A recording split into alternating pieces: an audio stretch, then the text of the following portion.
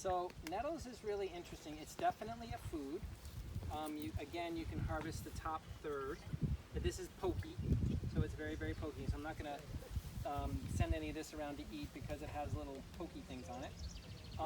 But when it goes to seed like this, if you can see the little seed pods there, it gets a little more bitter. But you can really eat it any time of the year.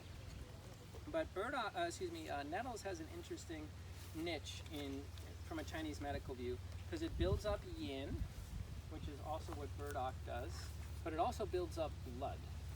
So blood in Chinese medicine is the red stuff that is in our veins, but blood is also a sense of relaxation and our sense of peace, our sense of softness.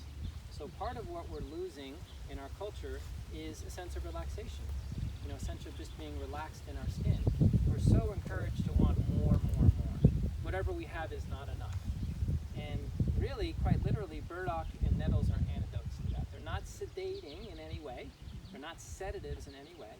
But what they are doing is burdock is building up yin, which is the coolant, which is the sense of relaxation. And nettles is also building yin, but it's also building blood.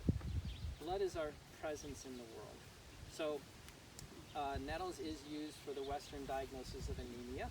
So anemia is the Western understanding of a lack of blood, but the Chinese medicine understanding of a lack of blood is physically a lack of blood, but it's also mentally and emotionally being rigid and hard.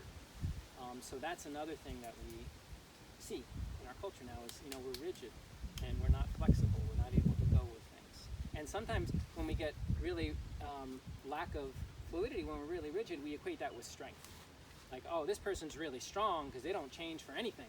And they keep going and they say the same things that they've been saying for 30 years. Well, that might not be happiness or health, right?